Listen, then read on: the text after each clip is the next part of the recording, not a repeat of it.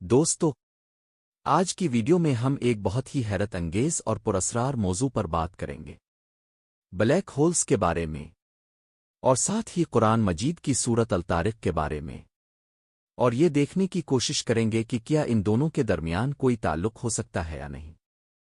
دوستو، black hole کائنات کی وہ چیز ہے جسے سمجھنا بہت مشکل ہے۔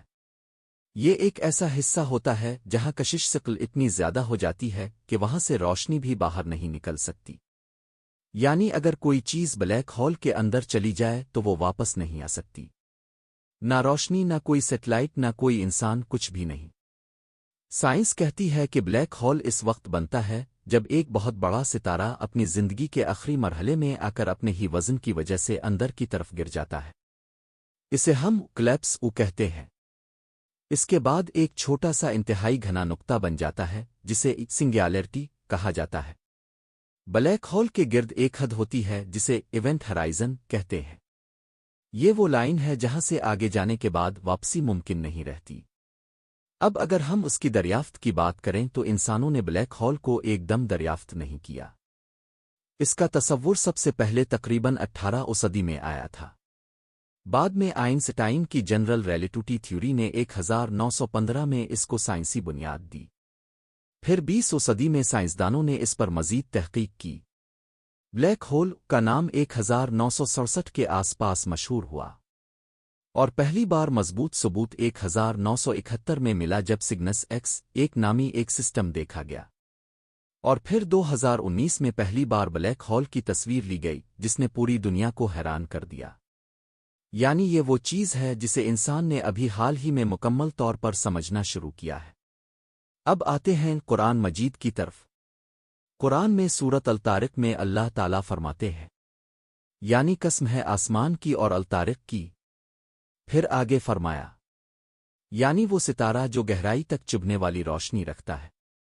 دوستو، یہاں الطارق کا مطلب ہوتا ہے رات کے وقت آنے والا، ظاہر ہونے والا کوئی روشن جسم، اور النجم الثاقب کا مطلب ہوتا ہے ایسا ستارہ جس کی روشنی بہت تیز اور پیناٹیٹنگ ہو۔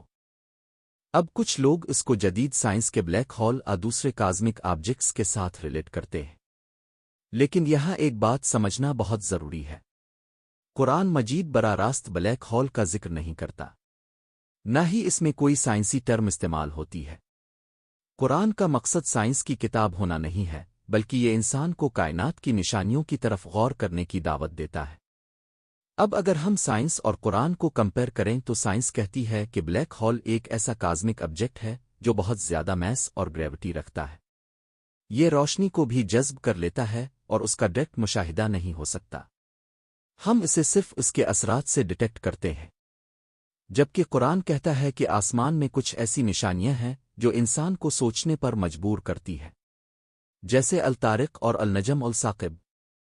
اب کچھ لوگ یہ کہتے ہیں کہ شاید الطارق کسی ایسے کازمک آبجیکٹ کی طرف اشارہ ہو سکتا ہے جو رات میں ظاہر ہوتا ہے اور بہت تیز توانائی رکھتا ہے، جیسے نیوٹران سٹارز، پلسارز، اور کچھ لوگ اس کو بلیک ہول سے بھی ریلیٹ کرتے ہیں۔ لیکن یہ سب انٹرپریٹیشنز ہیں، کوئی ڈائریکٹ سائنٹیفک کلیم نہیں۔ اب ایک بہت امپورٹنٹ بات، جب قرآن نازل ہوا تھا اس وقت نہ ٹیلاسکوپ تھا، نہ ماڈرن اسٹرانومی، نہ اسپیس سائنس، لیکن اس کے باوجود قرآن میں کائنات کی طرف بار بار اشارے ملتے ہیں جو انسان کو سوچنے پر مجبور کرتے ہیں کہ یہ سب کیسے بتایا گیا۔ اب یہاں ہر شخص اپنی سمجھ کے مطابق فیصلہ کرتا ہے کہ وہ اس کو کیسے دیکھتا ہے۔ کیا یہ صرف ایک اتفاق ہے، پھر کائنات کے بارے میں ایک گہرا اشارہ؟ دوستو، بلیک ہول آج بھی سائنس کا سب سے بڑا راز ہے۔ ہم ابھی تک اس کو مکمل طور پر نہیں سمجھ سکے، یہاں تک کہ وقت اور اسپیس کے قوانین بھی وہاں جا کر بدل جاتے ہیں۔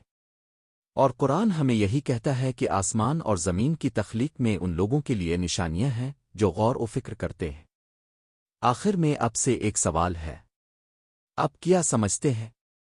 کیا سورت الطارق کا تعلق کسی کائناتی حقیقت سے ہو سکتا ہے؟ آئیے صرف ایک روحانی اور علامتی پیغام ہے۔ اپنی رائے کمنٹ میں ضرور بتائیں۔ اگر ویڈیو پسند آئے تو چینل کو سبسکرائب کریں، ویڈیو کو لائک کریں اور دوستوں کے ساتھ شیئر کریں۔ اللہ حافظ۔